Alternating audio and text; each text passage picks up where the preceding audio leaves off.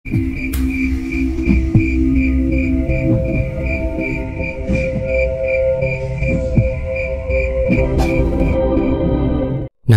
dengarkan mama ya. Jika nanti mama pulang duluan, kamu nanti tinggal sama palekmu ya. Kamu harus sopan di sana dan jangan merepotkan ya nak, ujar Bu Afiza sambil terbaring lemah di dipannya kepada anak perempuan satu-satunya, Alina. Bu Afiza telah lama menderita penyakit dan meskipun sudah berobat terus-menerus, kondisinya tidak kunjung membaik. Mendengar ucapan ibunya, Alina langsung menangis dan menolak ucapan Bu Afiza. Dia ingin terus bersama ibunya dan yakin Bu Afiza akan sembuh. Ibu, jangan ngomong begitu Bu. Aku tidak suka. Aku mau kita bersama terus ya Bu. Aku yakin ibu pasti sembuh. Bu Afiza hanya tersenyum dan menahan air matanya melihat kesedihan anaknya. Ia merasa sedih karena tidak tega melihat nasib anaknya. Ayah Alina sudah lama meninggal dan kini Bu Afiza sakit-sakitan, sementara Alina masih duduk di bangku SMA negeri kelas 3 semester awal. Malam itu, Alina meminta Bu Afiza untuk beristirahat karena sudah larut dan memohon agar ibunya tidak berpikir yang tidak-tidak. Udah, ibu tidur aja, sudah malam, istirahat Bu. Iya nak, kamu juga tidur ya, besok sekolah. Aku tidur nanti Bu, aku mau menyiapkan adonan untuk besok sekalian. Tapi kamu jangan capek-capek ya nak. Iya Bu. Setelah memastikan Bu Afiza tertidur, Alina membersihkan sisa piring kotor bekas makan dan menyiapkan adonan gorengan untuk besok. Setiap pagi, Alina membuat adonan tahu goreng untuk dijual di kantin sekolah guna memenuhi kebutuhan. Dari hasil jualan itu, Alina sedikit bisa membantu meringankan beban orang tuanya. Pagi itu, Alina juga menyiapkan sarapan untuk Bu Afiza. Azan subuh berkumandang dan Alina segera bangun memulai aktivitasnya. Setelah menggoreng tahu, Alina menyiapkan sarapan berupa bubur dan sayur bayam. Berkat pelajaran masak dari Bu Afiza saat masih sehat, Lina tidak kesulitan saat memasak sendiri. Setelah mandi dan mengganti seragam sekolah, Lina membangunkan ibunya untuk sarapan. Bu, sarapan dulu ya Bu. Biar aku suapin ya Bu. Bu Afiza mengangguk dan Lina dengan penuh kasih menyuapi ibunya. Dia berdoa agar ibunya cepat sembuh. Setelah menyuapi ibunya, Lina pamit untuk berangkat ke sekolah.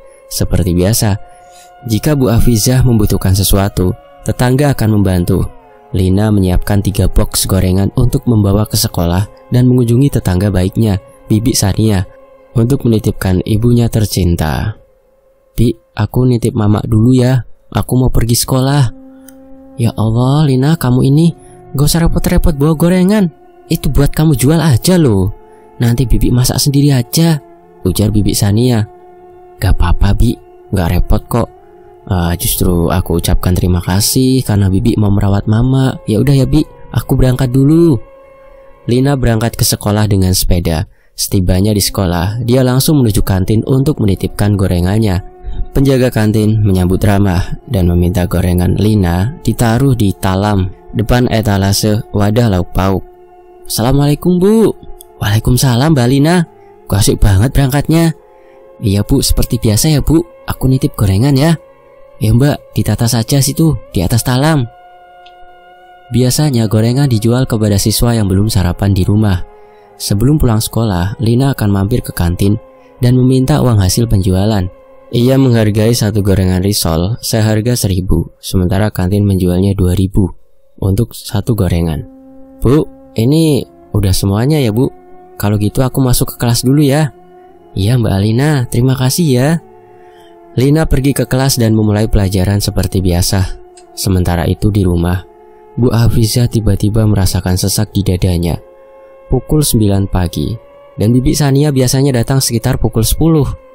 Saat hendak mengambil air minum dari atas nakas, tubuh Bu Afiza yang lemah membuat gelas terjatuh dan pecah. Piar! Bu Afiza juga terjatuh dari dipannya. Dadanya semakin sakit dan penyakit jantungnya kambuh, menyebabkan ia tak sadarkan diri.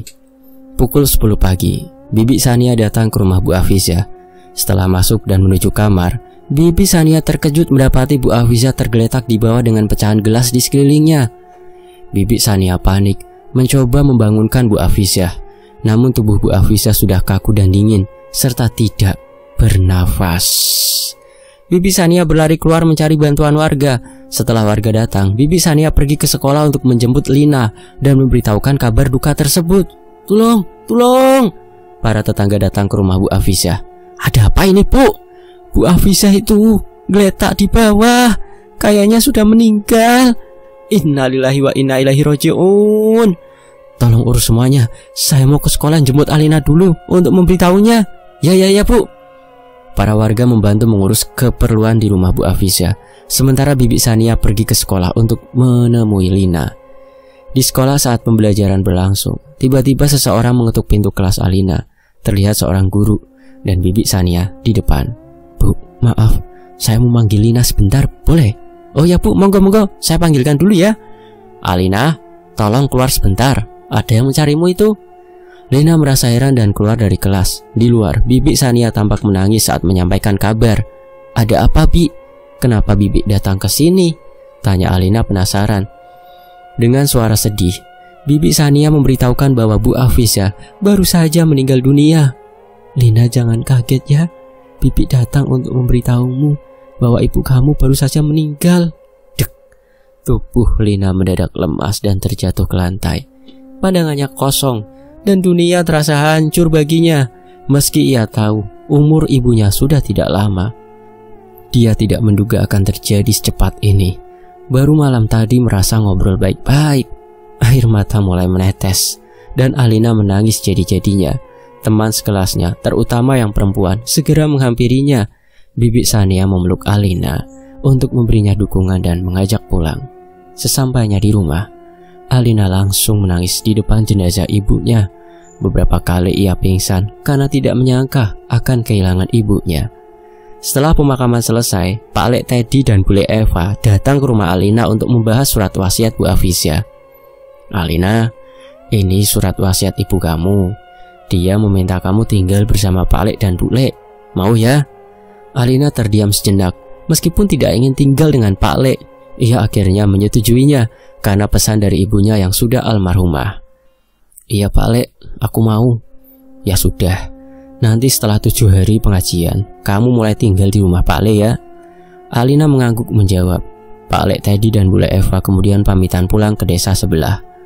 Ya sudah, Pak Lek tak pulang dulu ya Lin. Nanti sore Pak Lek datang lagi untuk tahlilan. Iya Pak Lek, Bule, terima kasih ya. Hati-hati di jalan. Sebenarnya Pak Lek Teddy tidak ingin pulang karena harus membantu Alina menyiapkan acara pengajian malam nanti. Namun Bule Eva mengajak pulang karena ada urusan mendadak. Alina tidak mempermasalahkannya. Akhirnya Alina menuju rumah Bibi Sania untuk meminta bantuan. Setelah Pak Lek Teddy dan Bule Eva pergi, Alina segera menuju rumah Bibi Sania. Assalamualaikum Bi, ucap Alina dengan lesu. Waalaikumsalam. Kenapa Lin? Jawab Bibi Sania.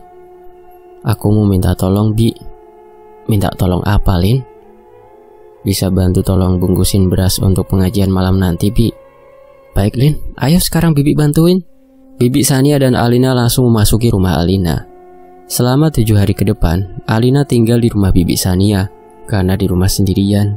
Dan sesuai wasiat, Alina akan tinggal bersama Pak Leknya setelah 7 hari tahlilan. Singkat waktu, setelah 7 hari Alina akhirnya pindah ke rumah Pak Lek Teddy. Sore itu, sepulang sekolah, Lina dan Pak Lek Teddy yang baru pulang kerja langsung menuju rumahnya. Sudah siap semuanya Lin? Sudah Lek. Jadi kita berangkat sekarang ya? Iya Pak Lek. Setelah semua barang dikemas, mereka berangkat menuju rumah Pak Lek Teddy. Pak Lek Teddy adalah adik Bu Afizah dan sangat baik kepada Alina. Namun Bu Eva sering merasa risih. Dia bahkan menyuruh Alina seperti pembantu saat Pak Lek Teddy tidak ada di rumah. Alina berusaha sabar karena dia tahu dia menumpang di situ. Dan dia bertekad untuk tidak menjadi beban. Meskipun Bu Eva dan Pak Lek Teddy sudah lama menikah, mereka belum dikaruniai anak. Karena itu Pak Lek Teddy senang saat Lina tinggal bersamanya, karena dulu dia sering mengasuh Alina saat masih kecil. Suatu hari, pagi hari, di hari libur, Alina dan Pak Lek Teddy sarapan bersama. Pak Lek Teddy harus berangkat lembur meskipun di hari libur. Setelah sarapan, Pak Lek pamitan. "Aku berangkat dulu ya, Dek," pamit Pak Lek kepada Bule Eva. "Len, Pak Lek tak berangkat dulu ya." "Iya Pak Lek, hati-hati." Setelah Pak Lek pergi, Alina melanjutkan makan. Tiba-tiba sikap Bu Eva yang sebelumnya lembut berubah menjadi kejam. "Makan cepat, habiskan." "Iya Bule, habis ini kamu harus cuci piring, cuci baju, nyapu, dan ngepel ya." Tapi Bule." "Tidak ada tapi-tapian. Kamu ini di sini numpang, masa mau enaknya saja." Iya Bule." Setelah selesai makan, Alina segera mengerjakan pekerjaan rumah. Bu Eva yang hari itu dandan cantik tiba-tiba pergi entah kemana. Begitu setiap hari, Bu Eva memperlakukan Alina seperti itu, tetapi bersikap lembut jika Pak Lek Teddy ada di rumah. Setiap malam Alina menangis di kamarnya karena tidak tahan dengan perlakuan Bu Eva, namun dia berusaha bertahan demi kelulusannya. 6 bulan kemudian, kabar buruk menimpa Alina. Pak Lek Teddy meninggal dunia dalam kecelakaan sepulang kerja. Pada sore itu, Pak Lek Teddy mengendarai motornya dengan sangat kencang, tidak melihat mobil yang sedang berputar balik. Rem motornya tiba-tiba blong, dan motor itu pun menabrak mobil tersebut, membuat Pak Lek Teddy terpental jauh dan meninggal di tempat. Innalillahi, motornya ringsek parah. Alina dan Bu Eva menangis sedih, merasa kehilangan. Pak Lek Teddy dimakamkan berdampingan dengan Bu Afizah. Bu Eva sangat sedih dan pusing karena kehilangan pemasukan, meskipun rumah itu menjadi hak Bu Eva. Tanpa Lek Teddy, Bu Eva semakin semena-mena terhadap Alina. Semua pekerjaan rumah dikerjakan oleh Alina. Suatu hari saat sedang bad mood, Bule Eva menuduh Alina sebagai pembawa sial dan penyebab kematian suaminya. Bu Eva berkata, seandainya Pak Lek Teddy tidak menampung Alina, maka kejadian ini tidak akan terjadi. Alina hanya tertunduk mendengar hinaan Bu Eva dan menangis di kamarnya. Dia tidak kuat dan tidak nyaman tinggal di sana, namun dia bertahan untuk kelulusannya. Beberapa bulan kemudian, Bu Eva tiba-tiba membawa seorang pria ke rumah, gebetan barunya. Alina merasa kecewa karena Bu Eva seolah-olah sudah melupakan Pak Lek Teddy dan tidak sedih lagi. Bu Eva menyuruh Alina menyiapkan makanan, namun Alina sudah muak.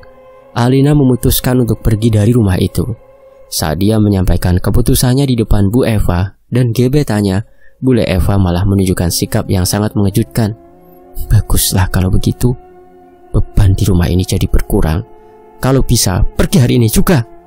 Dasar hama masyarakat, keluar kamu, selalu nyusahin saja, kata Bu Eva dengan nada mengejek. Alina menangis mendengar hinaan tersebut dan memutuskan untuk pergi hari itu juga. Gebetan Bu Eva bahkan menertawakan Alina. Udah jangan nangis, tidak ada gunanya juga. Segera beres-beres dan pergi. Dengan hati yang hancur, Alina mengemas barang-barangnya sambil menangis. Setelah semuanya siap, dia berpamitan kepada Bu Eva. Bule, aku pamit dulu ya. Terima kasih selama ini sudah menerima aku tinggal di sini. Ya udah sana pergi, ganggu aja, bentak Bu Eva. Tahu nih, ganggu aja, timbal gebetannya, Tri. Alina meninggalkan rumah Bu Eva dengan tubuh lesu dan hati yang sedih. Singkatnya, Alina tiba di rumah lamanya setelah naik ojek dengan uang sisa wasiat Pak Lek Teddy. Dia membersihkan rumah dan bertekad untuk bertahan hidup sendirian. Dia bergumam dalam hati, kelak akan membalas perbuatan semena-mena Bu Eva suatu hari nanti. Tiba-tiba pintu rumah diketuk. Ternyata Bibi Sania yang datang. Bibi Sania masuk dan menanyakan alasan Alina kembali ke rumah lamanya. Tek tek tek tek. Assalamualaikum. Waalaikumsalam, jawab Alina sambil membuka pintu. Ada apa Bi, silakan masuk. Mereka masuk dan duduk di ruang tamu. Alina, kenapa kamu balik lagi ke rumah ini? Secara singkat Alina menjelaskan perlakuan Bu Eva dan hinaan yang diterimanya. Iya Bi, aku memilih pergi dari sana karena sudah tidak kuat dan tidak betah. Lah kenapa? Pak Lekku juga sudah meninggal karena kecelakaan beberapa bulan lalu. Aku diperlakukan seperti pembantu oleh Bu Eva. Bahkan sekarang dia punya pacar baru dan menghinaku. Aku merasa hanya menjadi beban hidupnya, jadi aku memilih tinggal di sini aja. Tega banget sih Bule Eva itu. Ternyata jahat ya. Iya Bi, aku juga tidak menyangka Bi. Bibi Sania yang mendengar penjelasan Alina merasa geram dan setuju dengan keputusan Alina untuk keluar dari rumah bule Eva. Kalau kamu butuh bantuan apapun, datang saja ke rumah Bibi ya. Terima kasih banyak Bi, Bibi sangat baik kepada aku dan keluarga. Sama-sama Lin, kamu sudah seperti adik sendiri kok. Akhirnya Bibi Sania membantu Alina membersihkan rumah lamanya yang sudah lama tidak ditempati. Rumah itu penuh debu dan sarang laba-laba. Dan kemudian sehari-harinya dengan sisa uangnya, kadang selain nitip gorengan di kantin sekolah, setelah pulang sekolah pun Alina mangkal di suatu tempat untuk jualan gorengannya sampai malam hari. Bahkan para guru yang melihat Alina ini bangga atas usahanya itu. Teman-temannya juga pada baik sama Alina.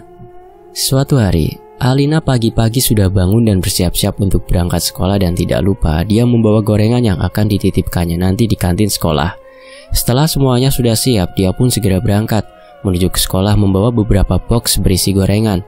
Sore harinya, Alina langsung pulang ganti bajunya terlebih dahulu dan menggoreng gorengan biar hangat. Dan setelahnya sekitar pukul 4 sore, dia langsung mangkal di tempat yang biasa dia mangkal. Saat hendak berangkat berjualan sore itu, dia berpapasan dengan Bibi Sania yang sedang menyapu halaman rumahnya. Dia pun menyapanya. Bi, yang bersih ya nyapunya. Iya Lina. Lah kamu mau kemana? Ini Bi, mau mangkal jualan gorengan. Lin, emangnya kamu gak capek apa? Gak apa-apa kok Bi, udah biasa. Kan ini juga biar bisa buat tambahan makan sehari-hari Bi. Tapi kamu kalau capek jangan dipaksa ya, nanti sakit Lin. Iya Bi. Setelahnya dia pun lanjut pergi dan dia mangkal dengan sabar menunggu pembeli yang datang untuk beli gorengannya. Hingga akhirnya setelah maghrib, gorengannya itu baru laku dan langsung habis karena diborong oleh seseorang ibu-ibu. Alhamdulillah, ucapnya mengucap syukur karena gorengannya itu sudah habis. Dan dia pun segera beranjak untuk pulang ke rumahnya. Kelulusan pun telah tiba dan Alina ini mencoba melamar pekerjaan di pabrik di daerahnya. Dan beruntungnya dia langsung keterima kerja di sana. Dan semenjak itu dia mulai mengumpulkan uang sedikit demi sedikit untuk modal usahanya kelak. Alina juga mendengar kabar kalau bule Eva itu telah menikah lagi sama Tri, pacar barunya itu. Namun Alina tidak menghadiri pernikahannya karena dia sudah tidak peduli dengannya. Suatu hari, Alina yang sudah rehat jualan gorengan, dia mulai mencoba hal baru. Dia hendak belajar membuat kue dan membeli alat-alatnya yang harganya lumayan murah. Hingga usai mencoba beberapa kali, akhirnya Alina berhasil membuat bolu kue yang enak dan banyak variannya. Dan muncullah ide untuk jualan kue saat malam harinya usai pulang kerja. Siang itu Bibi Sania datang ke rumahnya Alina untuk memberikan makan siang karena kebetulan dia libur kerjanya. Dan saat itu Alina sedang sibuk di dapur sedang membuat kue bolu percobaannya. Assalamualaikum Alina, teriak Bibi Sania di depan pintu. Waalaikumsalam, masuk aja Bi, aku di dapur, jawabnya. Akhirnya Bibi Sania pun langsung beranjak ke dapur menghampiri Alina yang sedang sibuk. Alina, kamu lagi apa? Ini Bibi bawain makan siang. Makasih ya Bi, kebetulan aku juga belum masak dari tadi. Kamu lagi buat apa? Ini Bi, aku lagi percobaan bikin kue bolu, coba-coba. Ini ada yang udah jadi Bi, Bibi mau cobain gak? Boleh. Saat itu akhirnya Bibi Sania pun mencoba kue bolu buatannya Alina pertama kalinya. Dan katanya rasanya sangat enak dan adonannya juga pas, empuk, halus. Lin, ini enak banget tahu, kamu pinter banget. Ah masa sih Bi? Iya beneran. Kalau gitu nanti mulai besok aku akan jualan kue bolu ya Bi. Hah? Jualan? Kan kamu udah kerja Lin, tanyanya. Aku rencananya mau jualan pulang kerja aja Bi, malam harinya gitu. Tapi emangnya apa kamu gak capek Lin? Enggak Bi, insya Allah. Kamu hebat loh Lin, Bibi bangga sama kamu. Makasih ya Bi. Kala itu Bibi Sania juga menawarkan bantuan untuk membuat kue. Dan Alina pun dengan senang hati mengajarkannya Bibi Sania juga. Bahkan Bibi Sania katanya juga mau ikut bantu dagang. Dia tulus banget sama Alina. Dan Bibi Sania ini sudah menganggap Alina kayak adik sendiri. 1 tahun kemudian, karena Alina ini gak memiliki utang ataupun tanggungan dalam kehidupannya, dia pun bisa dengan mudah mengumpulkan uang dari hasil kerja di pabrik. Dan penjualan kuenya juga semakin laris karena rasanya enak. Bahkan tak jarang kini Alina menerima order pesanan yang banyak. Bibi Sania dan Alina pun selalu sibuk setiap malamnya. Dan semenjak itu, Alina juga mulai membayar Bibi Sania atas bantuannya. Meskipun awalnya Bibi Sania menolak karena dia benar-benar tulus mau bantu. Bibi Sania beralasan kalau udah cukup kebutuhannya karena udah dinafkahi suaminya. Namun Lina tetap maksa Bibi Sania nerima uangnya. Akhirnya Bibi Sania pun menghargai dan menerima uang itu. Kala itu Alina juga sudah sewa sebuah kios di tempat yang ramai pembeli. Dan kemungkinan akhir tahun ini dia akan resign dari kerja pabrik dan akan fokus dengan usahanya itu. Hingga suatu hari Alina ini kedapatan bule Eva sedang mesraan dengan suami barunya lewat di depan toko Alina. Namun mereka tak tahu Alina ada di situ. Alina yang melihat mereka, dia kembali teringat akan dendamnya yang belum dibalas dan dia pun jadi kepikiran. Segera sore itu Alina pun menutup tokonya karena sudah sore dan sepi pembeli. Dan malam itu usai pulang ke rumah, Alina ini langsung rebahan di kasurnya. Dia mendadak berpikir, bagaimana cara untuk ngebalesin dendamnya itu? Kala itu Alina sedang scroll-scroll video di medsos. Gimana ya caranya membalaskan dendamku sama bule Eva itu? Dan tak sengaja ada sebuah info berita korban santet. Setelah melihat itu Alina langsung terbesit sebuah ide untuk menyantet bule Eva supaya menderita. Loh, ini ada info persantetan. Apa aku pakai santet saja buat dia menderita ya? Gumamnya. Akhirnya Alina pun mulai mencari-cari info soal dukun persantetan yang ada di sekitar daerahnya. Dia pun mencoba untuk menanyakan ke sana kemari karena siapa tahu ada yang tahu lokasi dukun itu. Beberapa saat kemudian akhirnya Alina mendapatkan alamat dukun itu dari salah satu temannya. Dia pun segera tidur karena besok harus berangkat kerja. Singkat cerita, Alina sudah dapat lokasi dukun itu dari teman online-nya dan sudah minta alamatnya juga. Hingga suatu hari saat sedang libur kerja, Alina ini nekat mendatangi rumah dukun itu sendirian. Dia pergi ke rumah dukun itu dengan naik ojek pengkolan karena dia belum punya motor sendiri. Usai kesana kemari, sempat kesasar juga. Akhirnya Alina ini tiba di rumah dukun itu sesuai dengan alamat yang sudah diberikan oleh temannya itu. Tidak lupa dia membayar ongkos ojeknya dan setelahnya ojek itu pergi berlalu. Tok tok, permisi, krek. Ya, mari, silakan masuk. Setelah menyambangi dan ketemu dukunnya, Alina langsung menjelaskan semua maksud kedatangannya dan dia siap dengan mahar yang diminta. Saya datang ke sini ingin membuat orang yang bernama Eva itu hidup menderita, Mbah. Selama hidupnya, saya ingin santet dia. Berapapun maharnya akan saya bayar, Mbah. Tanpa basa-basi, Mbah Dukun langsung meminta foto target dan ritual pun dimulai. Ada bawa fotonya? Hah? Ada, Mbah, ini, ucapnya sambil memberikan foto bule Eva. Mereka duduk di ruangan ritual yang sudah ada beberapa sesajen dan kemenyan yang sudah dibakar Mbah Dodo dari tadi. Mbah Dodo kemudian mengasapi foto itu dan menjambi-jambinya. Kemudian Mbah Dodo mengambil sebuah bambu kecil dan memasukkan foto yang ditekuk ke dalam bambu itu. Hawa dingin dengan angin kencang masuk ke dalam ruangan. Ritual itu membuat Alina merinding. Mbah Dodo terus merapalkan mantranya dengan mulut yang terus berkomat-kamit. Sementara Alina gemetaran dan merinding. Beberapa saat kemudian, ritual pun sudah selesai. Setelahnya Mbah Dodo minta sama Alina untuk membuang bambu itu di tempat paling angker yang ada di desanya. Alina pun paham dan kemudian izin pulang sembari membawa bambu itu. Dalam perjalanan pulang, Alina ini langsung sekalian mampir di bendungan yang terkenal angker di desanya dan membuang bambu itu ke sana dan setelahnya dia bergegas pulang. Di sisi lain, malam itu saat bule Eva sedang menonton TV bersama suaminya yang baru sudah tertidur di depan TV, tiba-tiba dia mendengar suara bising di dapur. Suara itu mirip seperti percakapan orang. Suara apa ya itu? Seperti ada orang ngobrol, gumamnya. Karena penasaran, bule Eva beranjak menuju dapur. Namun setibanya di sana, suara tersebut menghilang dan tidak ada apa-apa. Tidak ada apa-apa, katanya. Dia memutuskan untuk kembali ke ruang TV. Tetapi tiba-tiba mendengar suara yang memanggil namanya dari belakang. Eva, Eva, Eva. Suara tersebut mirip dengan suara almarhum suaminya, Pak Lek Teddy. Bule Eva terkejut dan menoleh, tetapi tidak ada apa-apa di belakangnya.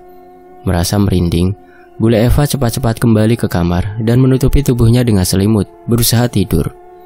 Tengah malam, saat Bule Eva sedang tidur pulas, dia terjebak dalam mimpi buruk. Dalam mimpinya, dia berada di bendungan yang gelap dan sepi. Tubuhnya kaku, gemetar, dan penuh ketakutan. Tiba-tiba, angin kencang membuat suasana semakin mencekam.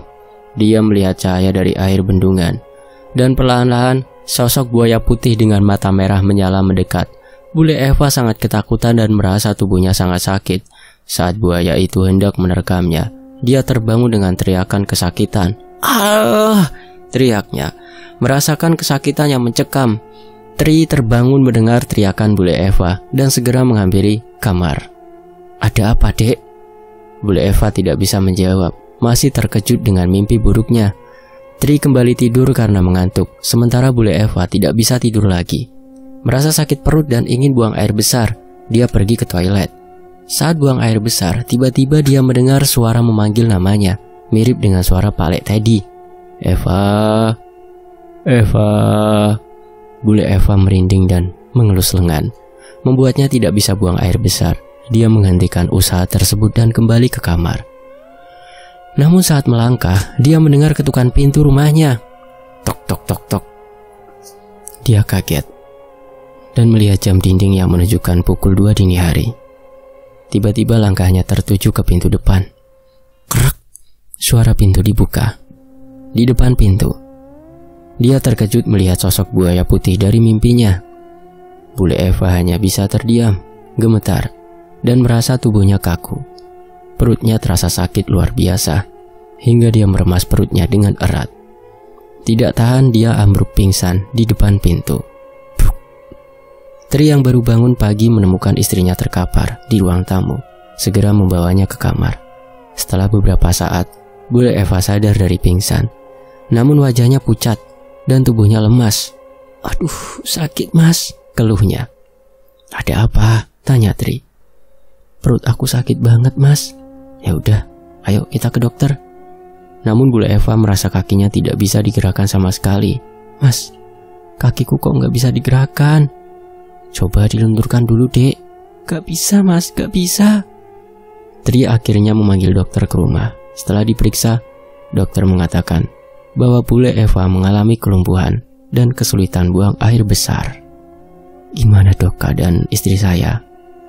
"Istri Bapak ini sepertinya mengalami kelumpuhan," jawab dokter. Bule Eva terkejut dan menangis histeris menerima kenyataan kelumpuhan. Setelah dokter pulang, Tri menjadi cuek dan pergi entah kemana, meninggalkan Bule Eva sendiri. Sejak itu Bule Eva sering mengalami gangguan dan teror setiap malam. Malam berikutnya, saat dia berbaring di tempat tidur, dia dikejutkan oleh ketukan jendela. Tok tok tok. Dia terperanjat dan melihat ke arah jendela. Tiba-tiba pintu jendela terbuka sendiri karena angin kencang. Bule Eva melihat sosok tinggi besar berwarna hitam dengan bulu lebat dan mata merah menyala. Tubuhnya langsung kaku dan gemetar. Sosok itu akhirnya menghilang meninggalkan asap hitam di balik jendela. Hampir subuh, Bule Eva belum bisa tidur dan dikejutkan lagi oleh gebrakan pintu kamar. Suaminya, sejak Bule Eva lumpuh, tidak pernah tidur di sampingnya lagi. Dia terbangun dengan sosok buaya putih dari mimpinya mendekat. Bule Eva merasa sakit perut yang sangat luar biasa. "Aduh, sakit. Mas Tri." Dia terus memanggil suaminya, tetapi tidak ada tanggapan. Akhirnya Bule Eva pingsan lagi. Dalam mimpi, dia melihat kakinya dijilati oleh buaya. Saat terbangun, kakinya tiba-tiba bisa digerakkan lagi, meski pincang dan penuh luka busuk berbau amis. Tri tetap cuek dan malah pergi dari rumah dengan wanita lain. Tri mencuri sertifikat rumah, menjualnya diam-diam, dan menalak Bule Eva, yang akhirnya terpaksa meninggalkan rumahnya sendiri. Bule Eva menjadi gelandangan, teriak-teriak di jalanan, menyebabkan keresahan warga. Kaki busuknya, rambut acak-acakannya, dan pakaian robek membuatnya semakin terlihat menyedihkan. Akhirnya dinas sosial mengangkutnya dan menempatkannya di rumah sakit jiwa. Sementara itu Alina yang mendapatkan kabar tentang penderitaan Bule Eva dan perceraian suaminya merasa puas. Dia merasa berhasil membalas dendam terhadap Bule Eva yang pernah menghinanya dan ibunya. Tahun berganti, Alina berhasil merintis karirnya, merenovasi rumahnya, dan akhirnya menemukan pasangan hidup. Mereka menikah dan dikaruniai seorang anak. Dan tanpa sadar juga, Alina telah bermain api di dalam melakukan praktek santetnya. Mungkin kejadian ke depan yang akan menimpanya adalah akibat dari Alina sendiri. Karena sebaiknya janganlah dibalas perbuatan Bu Eva seperti yang Alina lakukan ya. Jangan dicontoh. Dan demikianlah sampai di sini. Hidup penuh dengan ujian dan cobaan. Kita harus menjalani dengan sabar dan bersyukur. Selalu ada orang yang tidak suka, tetapi ada juga yang baik. Jangan simpan dendam. Berbuat baiklah dan jaga ucapan kita. Karena kata-kata kita bisa melukai hati seseorang. Fokus pada perbaikan diri yang ada di dalam sini. Sampai jumpa. Tetap di Fakta Sejarah. Alhamdulillah. Terima kasih semuanya.